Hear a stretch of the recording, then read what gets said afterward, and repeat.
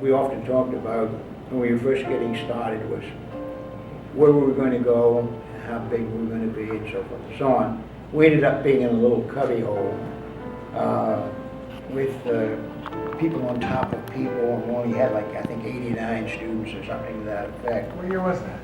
2005. And today, of course, we're looking at 5 schools and thousands of students and a wait list that is a mile long.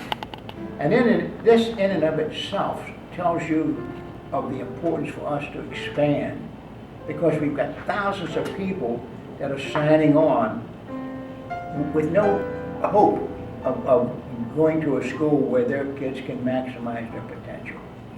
Virtually no hope, unless some uncle died and left them $1 million, they go to a big private school, some very deluxe private school. But we as a school can offer a top-notch, and have been doing this now for years, with limited resources. We can also build buildings, and this building that I'm sitting in is almost a miracle. In fact, I call it a miracle.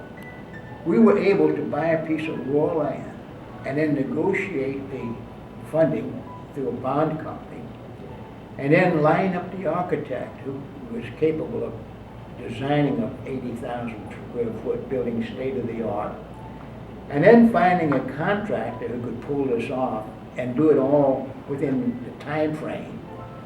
And it was a little over a year. As a matter of fact, we built this building with our money, no county money, no state money, in a little over a year. In Anne Arundel County, we just built Savannah Park High School that they've talked about for 20 years. They talked about funding it 15 years ago. They finally started building it about 3 years ago. And this year, Allah, it's open, and it cost over $100 million. Well over $100 million. I read the county paper every day where a new elementary school is going to be built, and it's 80,000 square feet, and it's going to be 40 million plus. We're looking at an 80,000 square foot building under $20 million. It is an miracle. That's all I can say.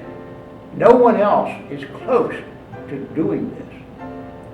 And we're not doing it as a contract school where the county is pouring money into our fund so that we can look good and so they can control where the kids come from. This is a pure lottery. And to me, it's always attracted me from the very beginning, of all the choices you have in your life as a citizen, free citizen in America, education is the only choice where you have virtually no say. You can buy the car you want, you can shop where you want, you can live where you want. But we've got it set up so that unless you live in a high rent district, your kid can't go to the high rent school.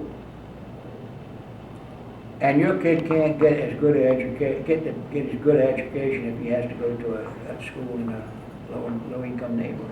It doesn't sound very public, but it also doesn't sound very moral. And it doesn't sound very right. You know, I'm thinking of Martin Luther King, Reverend King. He said one day that America has written a check, but they haven't honored it. And we've written a check, we've claimed we're going to take care of this problem, but it's been around since I've been around, and it goes back to 1939, 38, 39. And I lived and raised around low-income minority kids, and most of them didn't finish high school. Many of them didn't even finish the 6th grade. This is not acceptable. This is not right. I didn't get to pick my parents, and nobody else does. But we should have an opportunity. It doesn't mean you're going to be a PhD. We all come to this world with different abilities.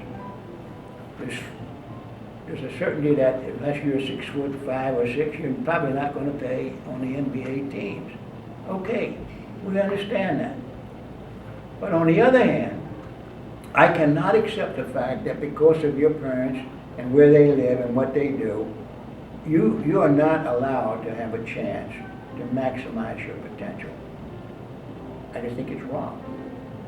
And I think it's one of the worst things that we as a society do. We do a lot of other things that I think need looking into. And I could go on for a long time. But that, we're dealing with the most helpless part of our society. A little kid comes to kindergarten, and I make my day. All I got to do on a winter day, when it's raining and sleeting, is go to one of our schools and spend an hour just walking home, watching these kids light up. And the teachers, they are just thrilled to be there, the teachers. It's just a wonderful experience.